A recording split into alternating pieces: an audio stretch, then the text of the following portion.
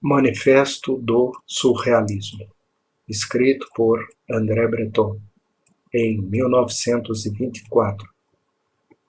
Tamanha é a crença na vida, no que a vida tem de mais precário. Bem entendido, a vida real, que afinal esta crença se perde. O homem, esse sonhador definitivo, cada dia mais desgostoso com seu destino, a custo repara nos objetos de seu uso habitual e que lhe vieram por sua displicência, ou quase sempre por seu esforço, pois ele aceitou trabalhar, ou pelo menos não lhe repugnou tomar sua decisão, o que ele chama decisão. Bem modesto agora, o seu quinhão sabe as mulheres que possui, as ridículas aventuras em que se meteu. Sua riqueza ou sua pobreza para ele não vale nada. Quanto a isso, continua recém-nascido, e quanto à aprovação de sua consciência moral, admito que lhe é indiferente. Se conservar alguma lucidez, não poderá senão recordar-se de sua infância, que lhe parecerá repleta de encantos, por mais massacrada que tenha sido com o desvelos dos ensinantes. Aí a ausência de qualquer rigorismo conhecido lhe dá a perspectiva de levar diversas vidas ao mesmo tempo. Ele se agarra a essa ilusão, só quer conhecer a facilidade momentânea, extrema, de todas as coisas. Todas as manhãs, crianças saem de casa sem inquietação. Está tudo perto. As piores condições materiais são excelentes. Os bosques são claros ou escuros. Nunca se vai dormir. Mas é verdade que não se pode ir tão longe. Não é uma questão de distância apenas. Acumulam-se as ameaças, desiste-se, abandona-se uma parte da posição a conquistar. Esta imaginação que não admitia limites, agora só lhe permite atuar segundo as leis de uma utilidade arbitrária. Ela é incapaz de assumir por muito tempo esse papel inferior e quando chega ao 20º ano, prefere, em geral, abandonar o homem ao seu destino sem luz. Procure ele mais tarde, daqui e dali, refazer-se por sentir que pouco a pouco lhe faltam razões para viver.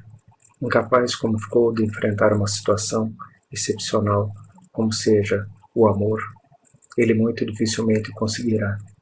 É que ele doravante pertence de corpo e alma a uma necessidade prática imperativa, que não o permite ser desconsiderada. Faltará amplidão a seus gostos, envergadura às suas ideias. De tudo que lhe acontece e pode lhe acontecer, ele só vai reter o que for ligação deste evento com uma porção de eventos parecidos, nos quais não toma parte, eventos perdidos. Que digo? Ele fará sua avaliação em relação a um desses acontecimentos, menos aflitivo que os outros em suas consequências. Ele não descobrirá aí, sob pretexto algum, sua salvação. Imaginação querida, que sobretudo amo em ti, é não perdoares. Só o que me exalta ainda é a única palavra, liberdade. Eu a considero apropriada para manter indefinidamente o velho fanatismo humano. Atende, sem dúvida, a minha única aspiração legítima. Entre tantos infortúnios por nós herdados, deve-se admitir que a maior liberdade de espírito nos foi concedida. Devemos cuidar de não fazer mau uso dela, reduzir a imaginação à servidão, fosse mesmo o caso de ganhar o que vulgarmente se chama a felicidade. É rejeitar o que haja no fundo de si de suprema justiça. Só a imaginação me dá contas do que pode ser, e é bastante para suspender por um instante a interdição terrível. É bastante também para que eu me entregue a ela, sem receio de me enganar, como se fosse possível enganar-se mais ainda. Onde começa ela a ficar nociva, e onde se detém a confiança do espírito. Para o espírito, a possibilidade de errar não é, antes, a contingência do bem. Fica a loucura que é encarcerada, como já se bem disse, essa ou a outra. Todos sabem, com efeito, que os loucos não devem sua internação, senão a um reduzido número de atos legalmente repreensíveis. E que não houvesse estes atos, sua liberdade, o que se vê de sua liberdade. não poderia ser ameaçada. Que eles sejam, numa certa medida, vítimas de sua imaginação. Concordo com isso, no sentido de que ela o impede a inobservância de certas regras, fora das quais o gênero se sente visado, o que cada um é pago para saber. Mas a profunda indiferença de que dão provas em relação às críticas que lhe fizemos, até mesmo quanto aos castigos que lhes são impostos, permite supor que eles colhem grande conforto em sua imaginação e apreciam o seu delírio, o bastante para suportar que só para eles seja válido. E, de fato, alucinações, ilusões, etc., são fonte de gozo, nada desprezível. A mais bem ordenada sensualidade encontra isso à parte, e eu sei que passaria muitas noites a amansar esta mão bonita nas últimas páginas do livro. A inteligência de Taine se dedica a singularidades, malefícios. As confidências dos loucos, passaria a minha vida a provocá-las. São pessoas de escrupulosa honestidade, cuja inocência só tem a minha como igual. Foi preciso Colombo partir com loucos para descobrir a América. E vejam como essa loucura cresceu e durou. Não é o medo da loucura que nos vai obrigar a hastear a meio pau a bandeira da imaginação. O processo da atitude realista deve ser instruído, após o processo da atitude materialista. Esta, aliás, mais poética que a precedente, implica da parte do homem um orgulho sem dúvida monstruoso, mas não uma nova e mais completa deposição. Convém nela haver, antes de tudo, uma feliz reação contra algumas tendências derrisórias do espiritualismo. Enfim, ela não é incompatível com uma certa elevação do pensamento. Ao contrário, a atitude realista, inspirada no positivismo, de São Tomás a Anatole France, parece-me hostil a todo impulso de liberação intelectual e moral. Tenho-lhe horror por ser feita de mediocridade, ódio e insípida presunção. É ela a geradora, hoje em dia, desses livros ridículos, dessas peças insultuosas.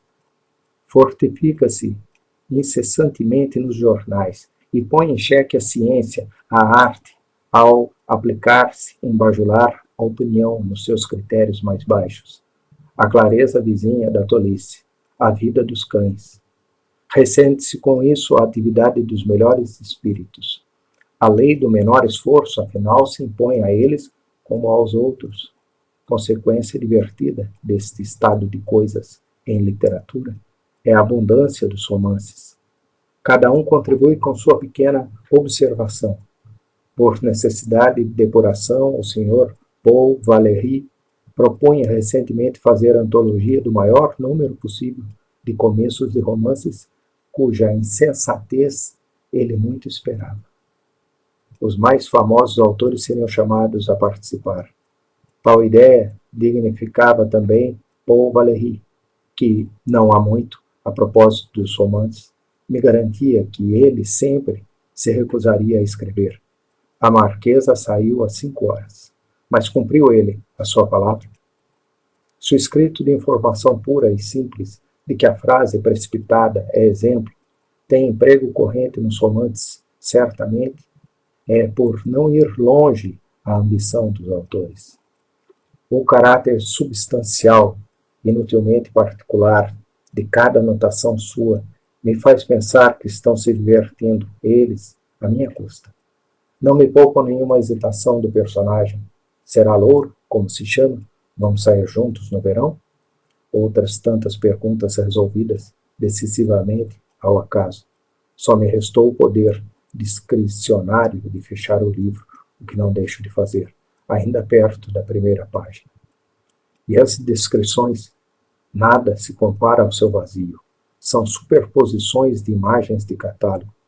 O autor as toma cada vez mais, sem cerimônia, aproveita para me empurrar seus cartões postais, procura fazer-me concordar com os lugares comuns. A salinha onde foi introduzido o moço era forrada de papel amarelo.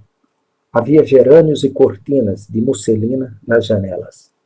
O sol poente jogava sobre tudo isso uma luz clara, O quarto não continha nada de particular. Os móveis, de madeira amarela, eram todos velhos.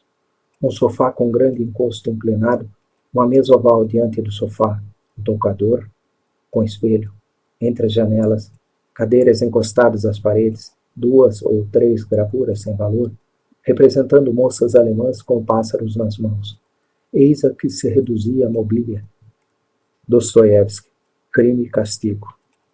Que o espírito se proponha, mesmo por pouco tempo, tais motivos, não tenho disposição para admiti-lo. Podem sustentar que este desenho clássico está no lugar certo e que neste passo do livro o autor tem seus motivos para me esmagar. Perde seu tempo, pois não entro no seu quarto. A preguiça, a fadiga dos outros não me prendem. Tenho da continuidade da vida uma noção instável demais para igualar aos melhores os meus momentos de depressão, de fraqueza. Quero que se calem quando param de ressentir. E entendam bem que não incrimino a falta de originalidade pela falta de originalidade. Digo apenas que não faço caso dos momentos nulos de minha vida, que da parte de qualquer homem pode ser indigno de cristalizar aqueles que lhe parecem tais. Esta descrição de quarto e muitas outras, permitam-me, digo, passo. Ora, cheguei à psicologia e com este assunto nem penso em brincar. O autor pega-se com o personagem e, escolhido este, faz seu herói peregrinar pelo mundo.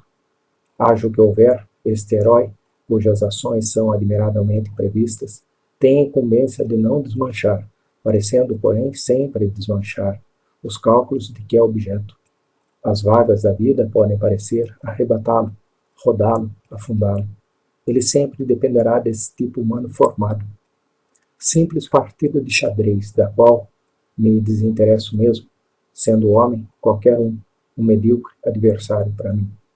Não posso suportar estas reles discussões de tal ou qual lance, desde que não se trate nem de ganhar, nem de perder.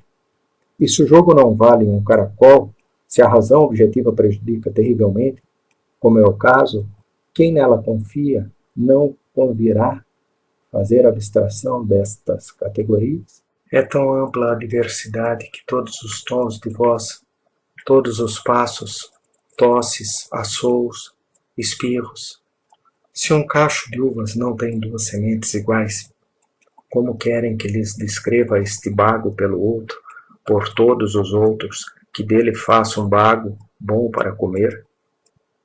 Esta intratável mania de reduzir o desconhecido ao conhecido, ao classificável, embala os cérebros. O desejo de análise prevalece sobre os sentimentos.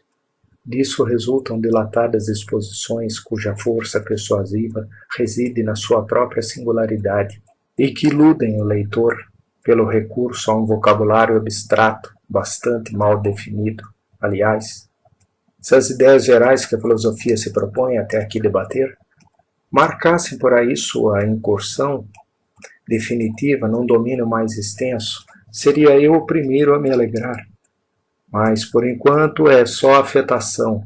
Até aqui os ditos espirituosos e outras boas maneiras nos encobrem a porfia ao verdadeiro pensamento que se busca ele próprio, em vez de se ocupar em obter sucessos. Parece-me que todo ato traz em si mesmo sua justificação, ao menos para quem foi capaz de cometê-lo, que ele é dotado de um poder radiante que a mínima glosa, por natureza, enfraquece. Devido a esta última, ele deixa mesmo, de certo modo, de se produzir. Não ganha nada com esta distinção. Os heróis de Stendhal caem aos golpes deste autor. Apreciações mais ou menos felizes que nada acrescentam à sua glória. Onde os encontraremos de fato é onde Stendhal os perdeu. Ainda vivemos sob o império da lógica, eis aí, bem entendido, onde eu queria chegar, mas os procedimentos lógicos em nossos dias só se aplicam à resolução de problemas secundários.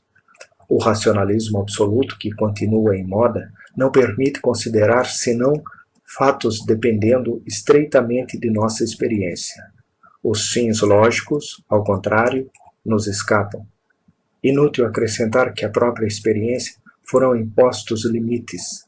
Ela circula num gradeado de onde é cada vez mais difícil fazê-la sair. Ela se apoia, também ela, na utilidade imediata e é guardada pelo bom senso. A pretexto de civilização e de progresso, conseguiu-se banir do espírito tudo que se pode taxar com ou sem razão de superstição, de quimera. A proscrever todo modo de busca da verdade, não conforme ao uso comum. Ao que parece, foi um puro acaso que recentemente trouxe à luz uma parte do mundo intelectual, a meu ver, a mais importante e da qual se afetava não querer saber. Agradeça-se a isso as descobertas de Freud. Com a fé nestas descobertas, desenha-se afinal uma corrente de opinião, graças à qual o explorador humano poderá levar mais longe suas investigações, pois que autorizado a não ter só em conta as realidades sumárias. Talvez esteja a imaginação a ponto de retomar seus direitos.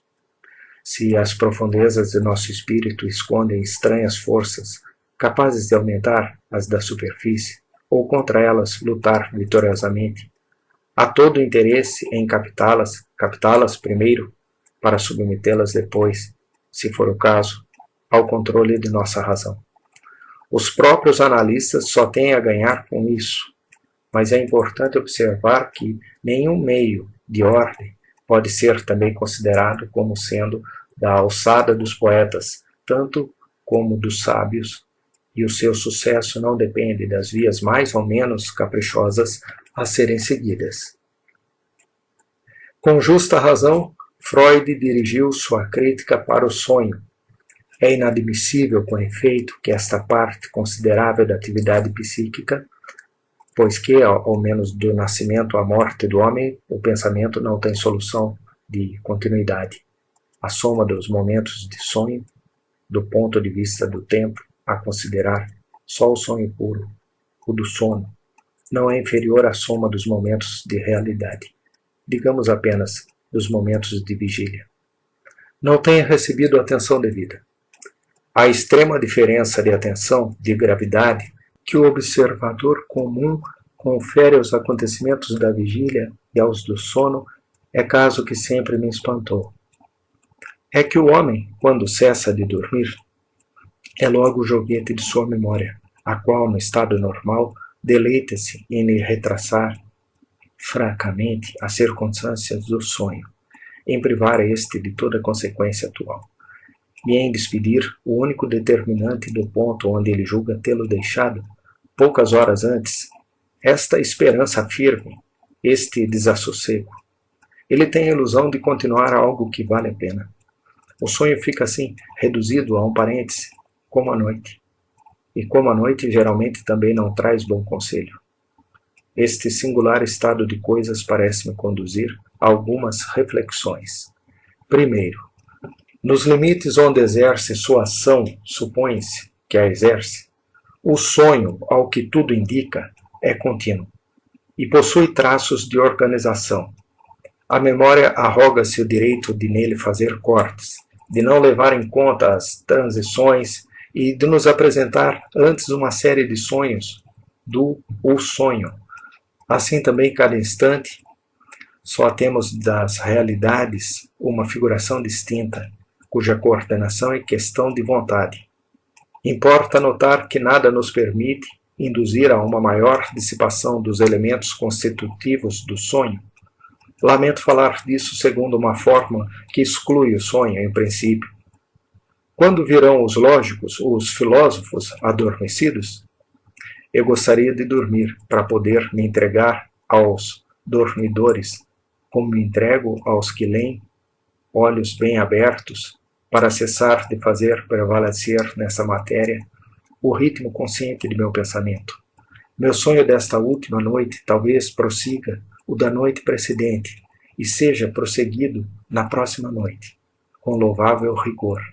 É bem possível, como se diz, e como não está de modo nenhum provado que, fazendo isso, a realidade que me ocupa subsista no estado de sonho, que leia, não afunde no imemorial, Por que não haveria eu de conceder ao sonho que recuso por vezes à realidade, seja este valor de certeza em si mesma, que em seu tempo não está exposta a meu desmentido?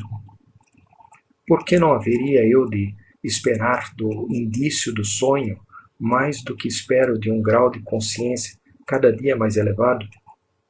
Não se poderia aplicar o sonho, ele também, resolução de questões fundamentais da vida? Serão estas perguntas as mesmas num caso como no outro, e no sonho elas já estão? O sonho terá menos peso de sanções que o resto? Envelheço, e mais que esta realidade a qual penso me a restringir, é talvez o sonho, a indiferença que lhe dedico, que me faz envelhecer. Segundo, retorno ao estado de vigília. Sou obrigado a considerá-lo um fenômeno de interferência. Não apenas o espírito manifesta nessas condições uma estranha tendência à desorientação. É a história dos lapsos e enganos de toda espécie, cujo segredo começa a nos ser entregue. Mas ainda não parece que seu funcionamento normal ele obedeça a outra coisa senão às sugestões que lhe vêm desta noite profunda, das quais eu recomendo. Por mais bem condicionado que ele esteja, seu equilíbrio é relativo. Mal ouso expressar-se, e se o faz, é para limitar a constatação de que tal ideia, tal mulher, lhe faz impressão. Que impressão seria incapaz de dizê-lo, dando assim a medida de seu subjetivismo, e nada mais. Essa ideia, esta mulher, o perturba, predispõe-no a menos severidade. Ela tem a ação de isolá-lo um segundo de seu solvente e de depositá-lo no céu com o belo precipitado que ele pode ser, que ele é. Em desespero de causa, invoca ele o acaso, divindades mais obscura que as outras, a qual atribui todos os seus desvarios. Que me diz que o ângulo sob o qual se apresenta esta ideia que o afeta, o que ele ama no olho desta mulher não é precisamente o que o liga a seu sonho, o prende a dados que ele perdeu por sua culpa. E se isso fosse de outro modo, do que não seria ele capaz, talvez? Eu gostaria de dar-lhe a chave deste corredor. Terceiro, o espírito do homem que sonha se satisfaz plenamente com o que lhe acontece. A angustiante questão da possibilidade não mais está presente. Mata, vê mais depressa, ama tanto quanto quiseres, e se morres, não tens certeza de despertares entre os mortos. Deixai-te levar, os acontecimentos não permitem que os retardes. Não tens nome.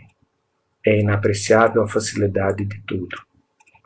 Que razão, eu te pergunto, razão tão maior que outra, confere ao sonho este comportamento natural? Me faz acolher sem reserva uma porção de episódios cuja singularidade, quando escrevo, me fulminaria. E, no entanto, posso crer nos meus olhos, nos meus ouvidos. Chegou o belo dia, esse bicho falou. Se o despertar do homem é mais duro, se ele quebra muito bem o encanto, é que o levaram a ter uma raça, ideia da expiação. Quarto, do momento em que seja submetido a um exame metódico, quando, por meios a serem determinados, se chegar a nos dar conta do sonho em sua integridade, isso supõe uma disciplina da memória que atinge gerações. Mesmo assim, comecemos a registrar os fatos salientes. Quando sua curva se desenvolve com regularidade e amplidão sem iguais, então se pode esperar que os seus mistérios, não mais o sendo, deem lugar ao grande mistério. Acredito na resolução futura desses dois estados, tão contraditórios na aparência, o sonho e a realidade, numa espécie de realidade absoluta, de surrealidade, se assim se pode dizer. Perto a sua conquista, certo de não consegui-la, mas bem despreocupado com minha morte, vou suportar um pouco os prazeres de tal posse. Conta-se que todo dia, à hora de dormir, St. Rokes mandava colocar à porta de seu solar, em Camaré, um cartaz onde se lia: o poeta trabalha. Muito haveria ainda a dizer, mas de passagem. Só quis aflorar um assunto que, por si só, necessitaria um alongado discurso e um maior rigor. Voltarei a este ponto.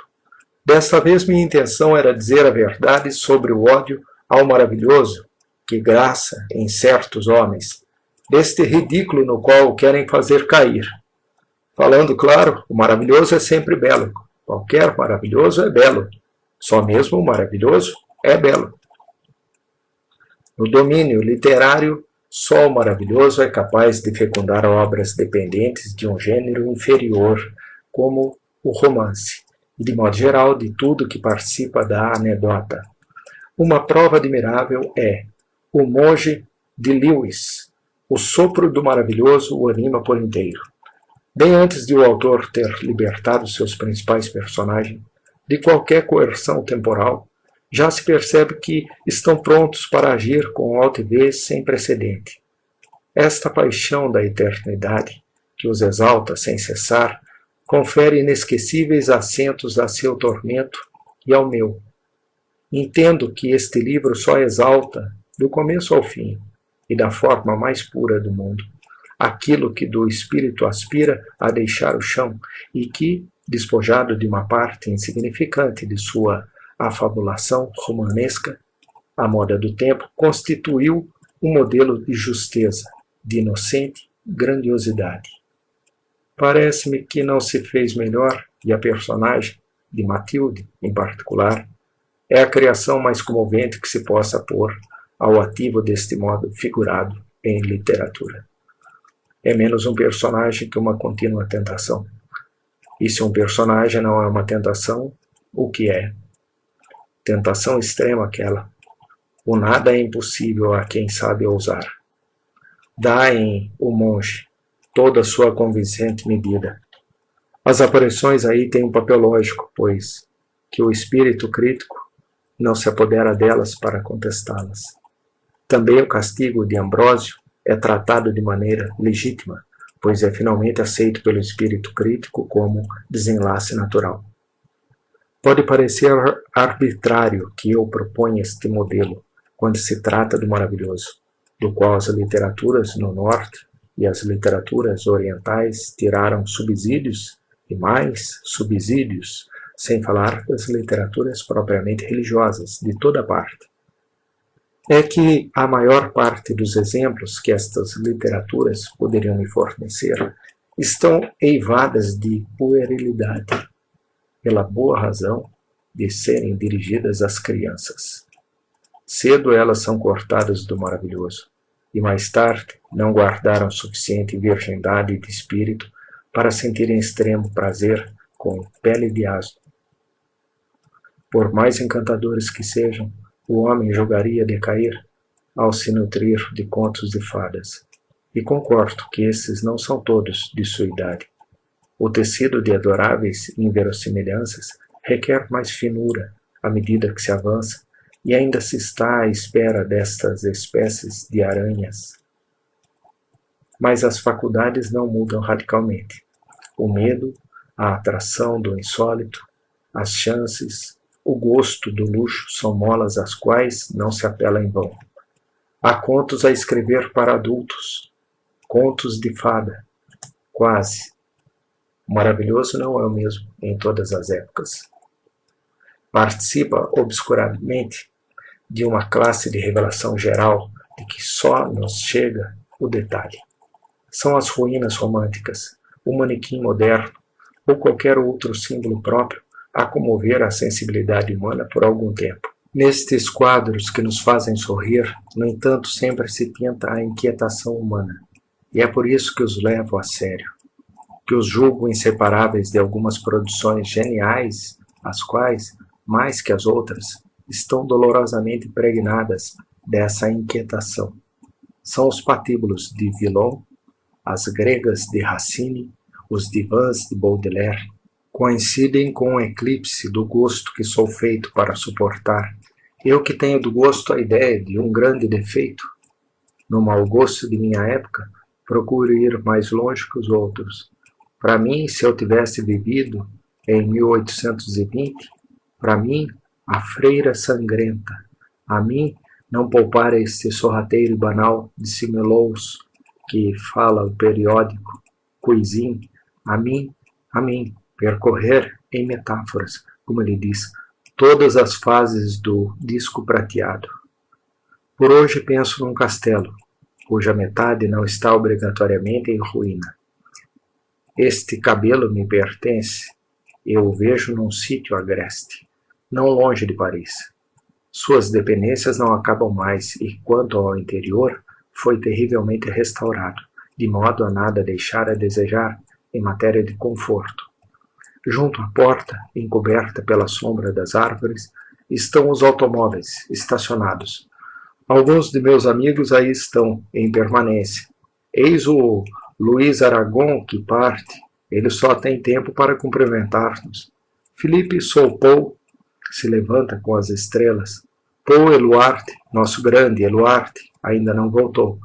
Eis Robert Desnos e Roger Vitrac, que decifram no parque um velho edital sobre o duelo.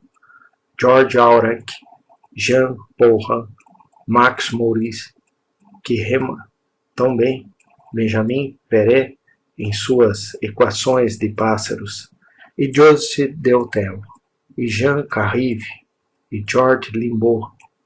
Há uma fileira de George Limbaud, e Marcel Noll, ex-T. Trainquet, que nos acena de seu balão cativo, Georges Melchini, Antonin Artaud, Francis Guerard, Pierre Naville, J.A. Boifard, depois Jacques Baron e seu irmão, belos e cordiais, tanto quanto outros ainda, e mulheres deslumbrantes, palavra.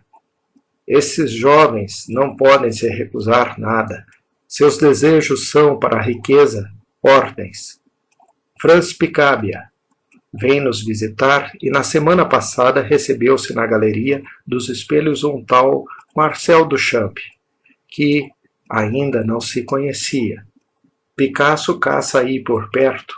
O espírito de desmoralização ergueu domicílio no castelo, e é com ele que tratamos sempre que há problemas de relação com nossos semelhantes, mas as portas estão sempre abertas, e sabeis, não se começa agradecendo as pessoas. De mais a mais a solidão é vasta, não nos encontramos muito, pois o essencial não é sermos senhores de nós mesmos, das mulheres, do amor também. Vão atribuir-me uma mentira poética. Cada um vai dizer que moro na rua Fontaine e que não vai beber desta água. Na verdade, mas esse castelo cujas honras lhe faço, tem ele certeza que seja uma viagem? E se não obstante, o palácio existe? Meus hóspedes estão aí para responderem por isso. Seu capricho é a estrada luminosa que aí conduz. Vivemos de fato a nossa fantasia quando estamos lá, e como o que faz poderia incomodar o outro ali, ao abrigo da procura sentimental e dos encontros ocasionais? O homem põe e dispõe. Depende dele só pertencer-se por inteiro, isto é, manter em estado anárquico o bando cada vez mais medonho de seus desejos. A poesia ensina-lhe isso, traz nela a perfeita compensação das misérias que padecemos. Ela pode ser também uma ordenadora, bastando que ao golpe de uma decepção menos íntima se tenha a ideia de torná-la ao trágico. Venha o tempo quando ela decrete o fim do dinheiro e parta, única, o pão do céu para a terra. Haverá ainda assembleias nas praças públicas e movimentos dos quais não pensaste participar. Adeus seleções absurdas, sonhos de abismo, rivalidades, longas paciências, a evasão das estações, a ordem artificial das ideias, a rampa do perigo, tempo para tudo. Basta-se ter o trabalho de praticar a poesia. Não é a nós que compete, que já vivemos dela, o esforço de fazer prevalecer o que guardamos para a nossa mais ampla inquietação. Não importa se há desproporção entre esta defesa e a ilustração que vai segui-la. Tratava-se de remontar às fontes de imaginação poética, e mais ainda, ficar aí. Não tenho a pretensão de ter feito isso. É preciso muito domínio sobre si para querer se estabelecer nestas recuadas regiões onde tudo parece andar tão mal, e com maior razão, para querer aí conduzir alguém, e nunca se tem certeza de aí estar em absoluto. Como não se vai gostar, fica-se disposto a se deter em outra parte. A verdade é que agora uma flecha indica a direção destes lugares, e que alcançar a meta verdadeira só depende de resistência do viajante. Conhece-se pouco mais ou menos o caminho percorrido. Tive o cuidado de contar no discurso de um estudo sobre o caso de Robert Desnos, intitulado Entrada dos Médiuns, que eu tinha sido levado a fixar minhas atenções sobre frases mais ou menos parciais, que em plena solidão, quase pegando no sono, ficam perceptíveis para o espírito, sem ser possível descobrir-lhes uma determinação prévia. Eu mal acabara de tentar uma aventura poética, com um mínimo de chances, isto é, minhas aspirações eram as mesmas de hoje, mas eu tinha fé na lentidão de elaboração para fugir a contatos inúteis, contatos que eu reprovava intensamente. Era o pudor do pensamento, de que me sobra ainda alguma coisa. No fim de minha vida, com dificuldade, chegarei a falar como falam todos. Culpa de minha voz e de meus gestos escassos. A virtude da palavra, da escrita bem maior. Me parecia ligada à faculdade de encurtar, de modo marcante, a exposição, pois era uma exposição. E alguns poucos fatos, poéticos ou outros, substanciais para mim. Em minha ideia não era outro o processo usado por Rimbaud. Eu compunha, e o meu empenho de variedade merecia melhor sorte. Os últimos poemas do Mont de Piété, isto é, conseguirei tirar das linhas em branco desse livro um partido incrível. Essas linhas eram o olho fechado sobre operações de pensamento, que, julgava eu, deviam ser ocultadas do leitor. Não era trapaça, mas sim gosto de precipitar as coisas. Eu obtinha a ilusão de uma cumplicidade possível, cada vez menos dispensável para mim. Eu pegara o veso de afagar imoderadamente as palavras pelo espaço admitido em torno delas, por suas tangências, com outras inumeráveis palavras não pronunciadas por mim. O poema Floresta Negra marca exatamente este estado de espírito. Passei 6 meses a escrevê-lo e, podem acreditar, não descansei um só dia. Mas tratava-se da estima que eu então me dedicava. Não é bastante, compreendam? Adoro estas confissões estúpidas. Naquele tempo a pseudo-poesia cubista procurava se implantar, mas saíra desarmada do cérebro de Picasso. E quanto a mim, eu era tido como tão enfadonho quanto a chuva. Ainda sou. Eu desconfiava, aliás, que, do ponto de vista poético, eu estava no caminho errado. Mas eu me safava, como podia, desafiando o lirismo a golpes de definição e de receitas. Os fenômenos Dada não tardariam a se manifestar. E fingindo encontrar uma ampliação da poesia na publicidade, eu sustentava que o mundo acabaria, não por um belo livro, mas por uma bela propaganda do inferno e do céu. Na mesma época, um homem, tão ou mais enfadonho que eu, Pierre Reverte, escrevia: a imagem é uma criação pura do espírito. Ela não pode nascer da comparação, mas da aproximação de duas realidades mais ou menos remotas.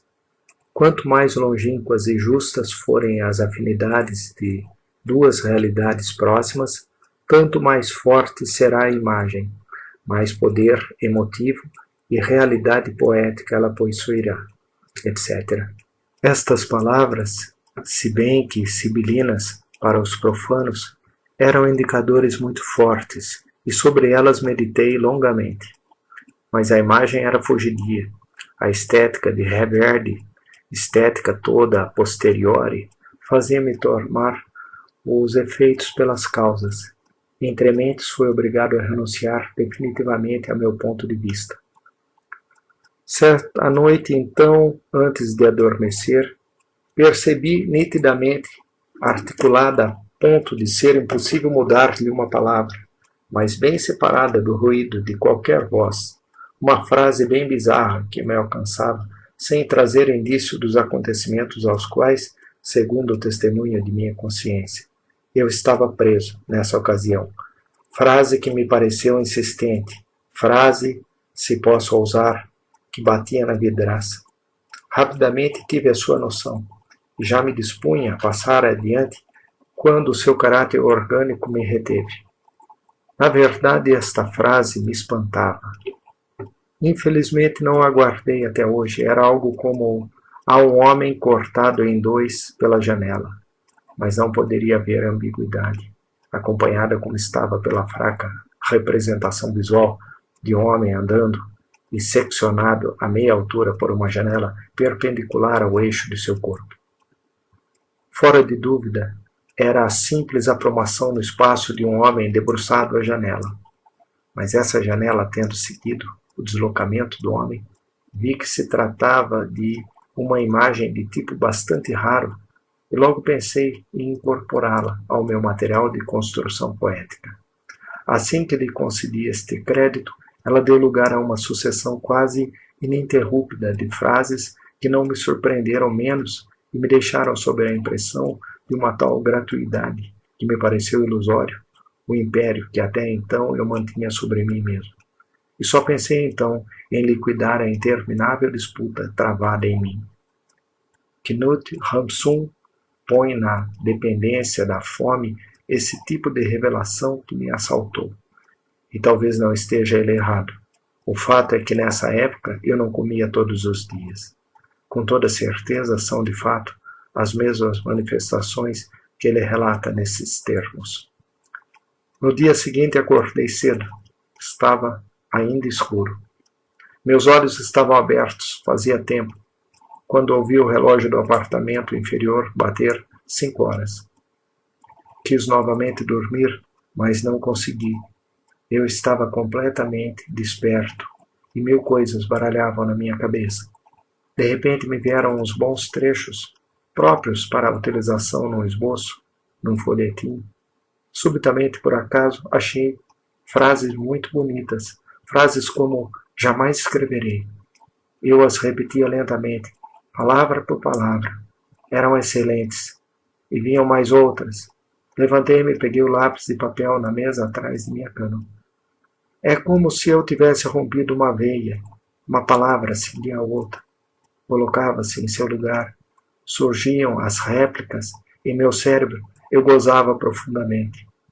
Os pensamentos me vinham tão rapidamente e fluíam tão abundantemente que eu perdia uma porção de detalhes delicados, porque meu lápis não podia andar tão depressa e, entretanto, eu me apressava, a mão sempre em movimento. Eu não perdi um minuto. As frases continuavam a brotar em mim. Eu estava prenhe de meu assunto.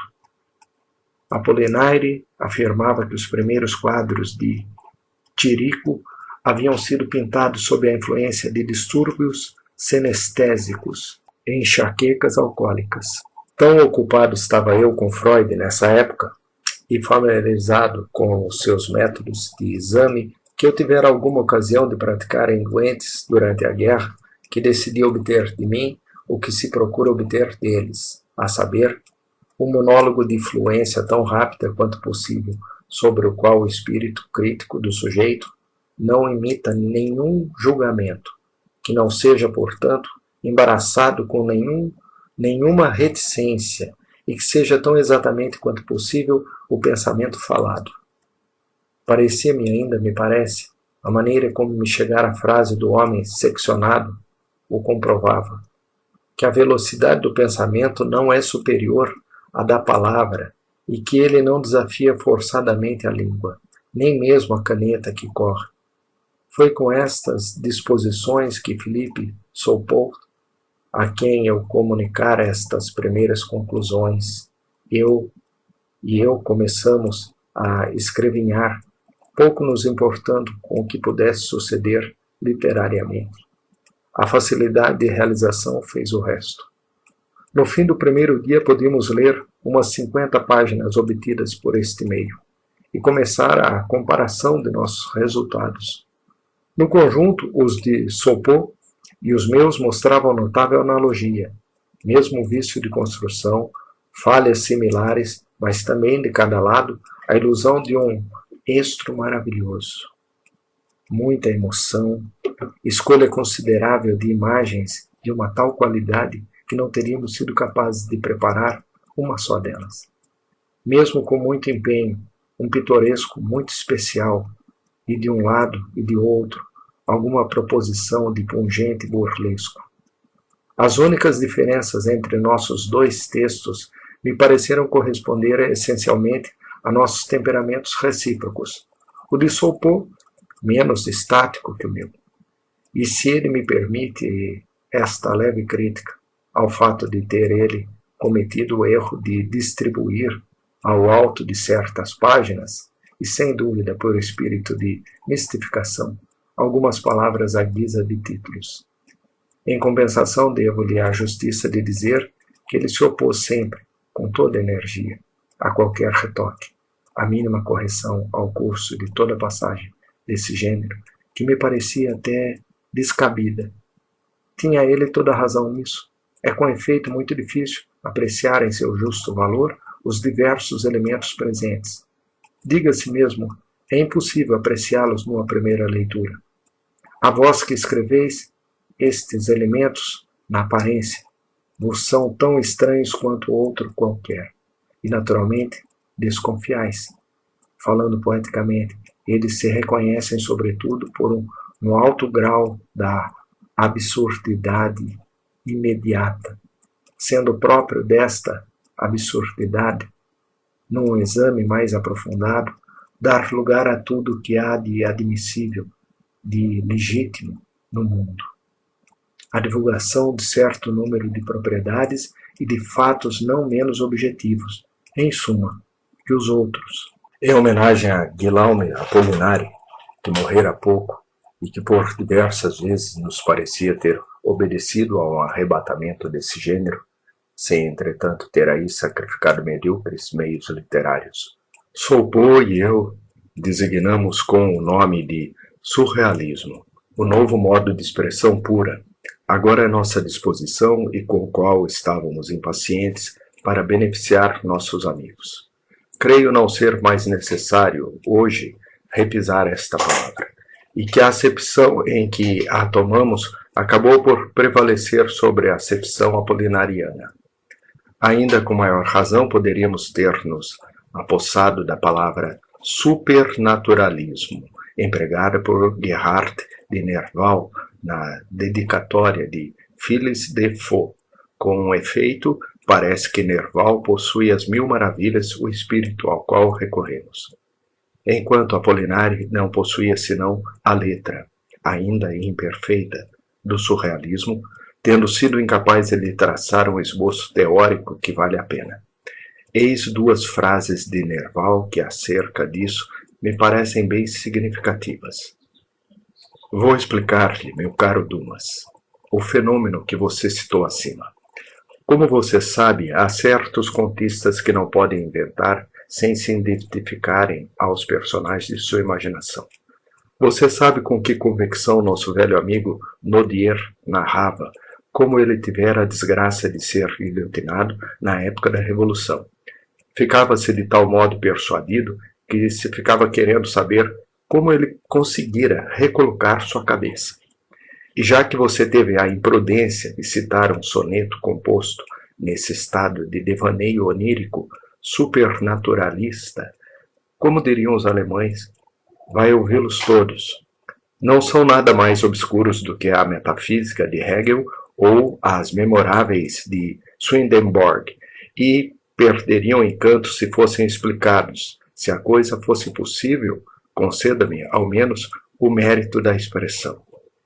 Só com muita fé poderiam nos contestar o direito de empregar a palavra surrealismo, no sentido muito particular em que o entendemos, pois está claro que antes de nós esta palavra não obteve êxito.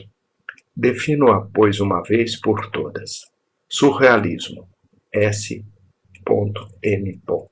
Automatismo psíquico puro pelo qual se propõe exprimir, seja verbalmente, seja por escrito, seja de qualquer outra maneira, o funcionamento real do pensamento. Ditado do pensamento na ausência de todo controle exercido pela razão, fora de toda preocupação estética ou moral. Enciclop.philos. O surrealismo repousa sobre a crença na realidade superior de certas formas de associações desprezadas antes dele, na onipotência do sonho, no desempenho desinteressado do pensamento. Tende a demolir definitivamente todos os outros mecanismos psíquicos e a se substituir a eles na resolução dos principais problemas da vida. Deram testemunho de surrealismo absoluto aos senhores Aragon, Baron, Boifard, Breton, Carrive, Crevel, Deitel, Desnaux, Eluard, Gerhardt, Limbaud, Malkine, Maurice, Naville, No, Perret, Picon, Sopot, Vitrac. Parece que são até agora os únicos, e não haveria engano. Não fosse o caso apaixonante de Isidore Ducasse, sobre o qual me faltam elementos, e certamente não considerando senão superficialmente seus resultados. Bom número de poetas poderiam passar por surrealistas, a começar por Dante, e em seus melhores dias, Shakespeare. No curso das diferentes tentativas de redução em que empenhei do que se chama, por abuso de confiança, o gênio, nada encontrei que se possa finalmente atribuir a outro processo que não seja este. As noites de Young são surrealistas do começo ao fim.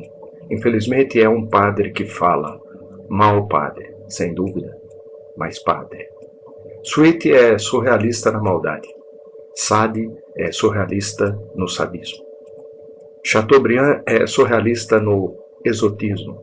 Constant é surrealista em política. Hugo é surrealista quando não é tolo. Desbordes Valmore é surrealista em amor. Bertrand é surrealista no passado. Reeve é surrealista na morte. Poe é surrealista na aventura. Baudelaire é surrealista na moral. Rimbaud é surrealista na prática da vida de alhures. Mallarmé é surrealista na confidência. Jerry é surrealista no abismo. Nouveau é surrealista no beijo. Saint Paul Hawks é surrealista no símbolo. Fargue é surrealista na atmosfera.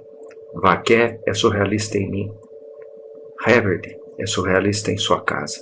St. John Percy é surrealista à distância. Roussel é surrealista na anedota, etc. Insisto, eles nem sempre são surrealistas, nesse sentido de que descubro neles um certo número de ideias preconcebidas, às quais, bem ingenuamente, eles se apegavam.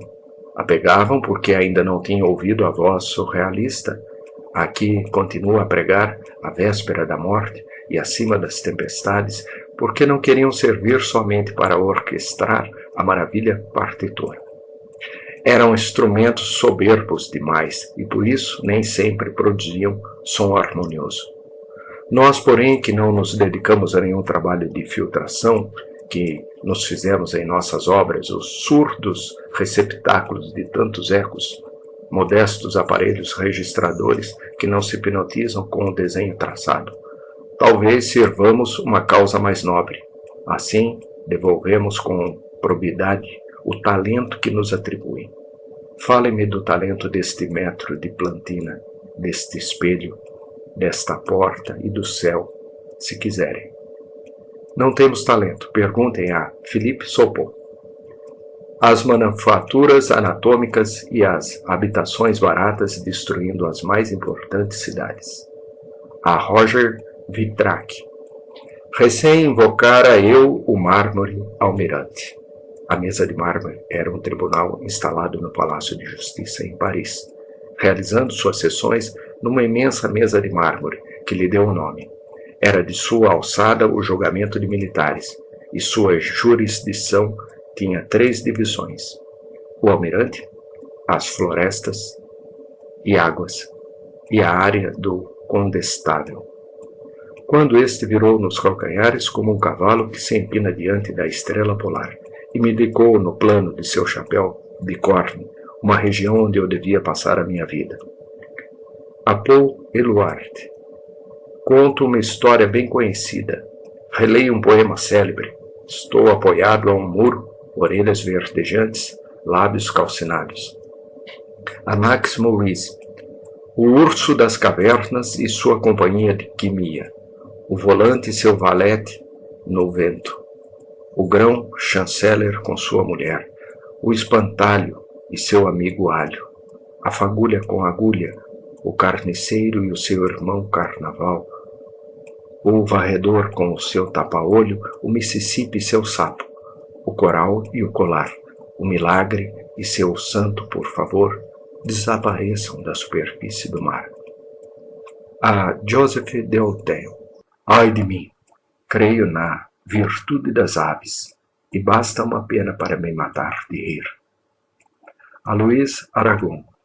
Durante uma interrupção da partida, quando os jogadores reunidos rodeavam a ponteira escaldante, perguntei à árvore se ainda tinha sua fita vermelha. A mim mesmo que não pude me impedir de escrever as linhas serpentinas alucinantes deste prefácio. Perguntem a Robert Desnos, que, dentre nós, foi talvez quem mais se aproximou da verdade surrealista. Aquele que, em obras ainda inéditas e ao longo de múltiplas experiências, às quais prestou, justificou plenamente a esperança que eu depositava no surrealismo e me intima a esperar muito dele ainda. Hoje em dia, Desnos fala surrealista à descrição. A prodigiosa agilidade de que ele dispõe para seguir oralmente seu pensamento nos vale, quanto nos apraz, discursos esplêndidos e que se perdem, Desnos tendo mais que fazer do que fixá-los. Ele lê em si como em livro aberto e nada faz para reter as folhas que se desvanecem